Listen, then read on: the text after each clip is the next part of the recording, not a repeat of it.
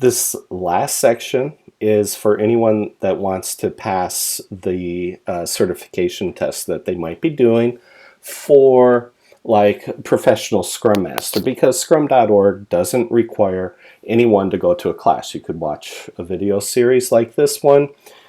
You could go sit in a classroom with a trainer for a couple days and get the content and do the exercises and get it that way. But basically scrum.org's view is take the test, pay your fee, get certified, and assuming that you pass the test.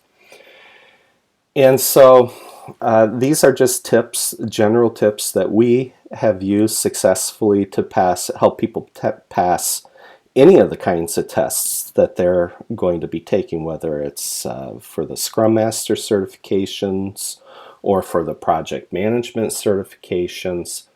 These are test-taking tips that we've used that we have found successful for our students down through the years.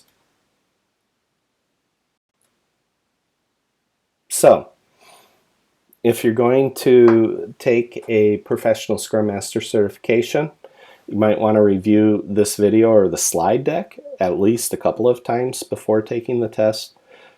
Review the version 1, 10th through 13th annual State of Agile reports. We've got the link here, and you can Google that and you can bring it up. You should learn the definitions. Again, go through the Agile dictionary.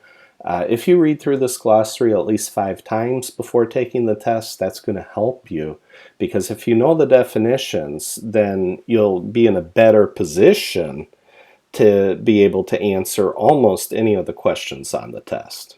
Okay, so I have a CSM and a CSP, so Certified Scrum Master, Certified Scrum Practitioner - Scrum Master, however they have it these days in Scrum Alliance. Ted took the PSM and the PSPO.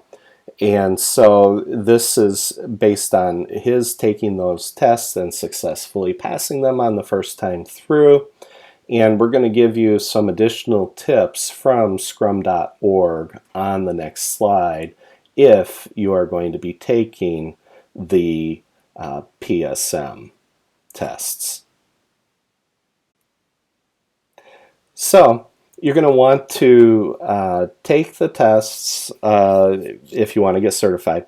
Read the books and the Scrum Guide. You know, the Scrum Guide's like 15 pages long. It's hilarious. I've got a 3-hour presentation now, or almost over a 3-hour presentation to try to help you understand better what you need to put on top of Scrum to make it successful.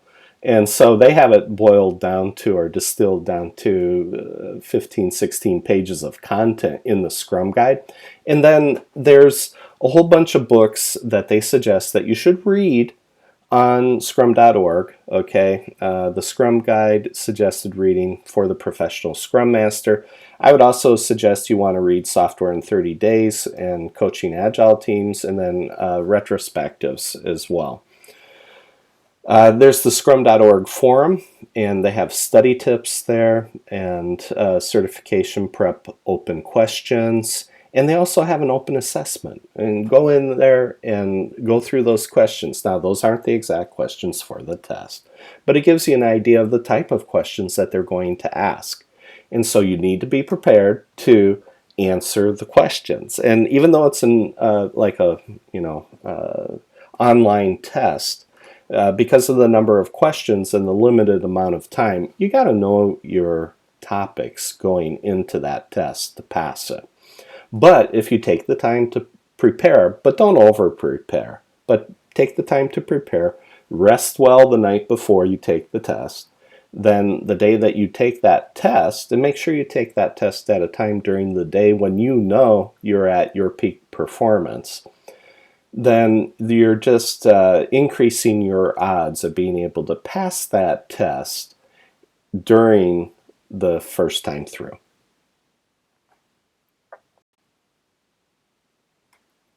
So, go forth, be agile, just don't do agile.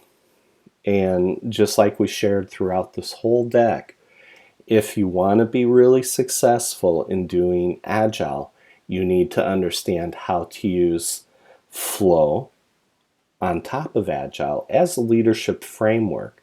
And if you do that, you're going to exponentially increase your odds of success. And that's what it's all about. We want you to be successful. So go forth and be agile. Be an agile superhero.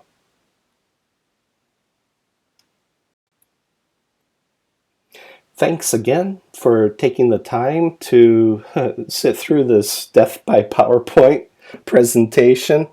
I know that a lot of people will be trying to figure out, what are you really doing here? Why are you presenting these for free? Primarily, we do all of this so that when you come to our one-day exercise-only sessions, you're prepared. So that when you come into that classroom, you're going to take the theory directly out of our videos, out of the books. You're going to apply it in the classroom. You're going to get those aha moments where you're going to go, oh, this actually has practical value. I'm going to be able to use this in my daily work immediately the next day. That's the whole point.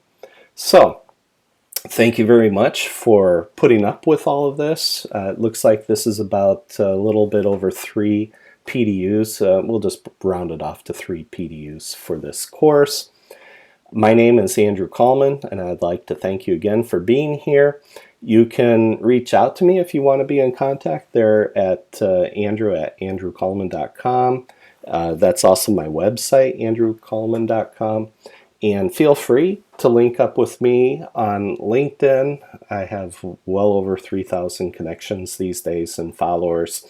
So I always, almost without exception, accept people who request to connect with me or those that want to follow me. Either way. Look forward to meeting you all in person sometime here in the near future.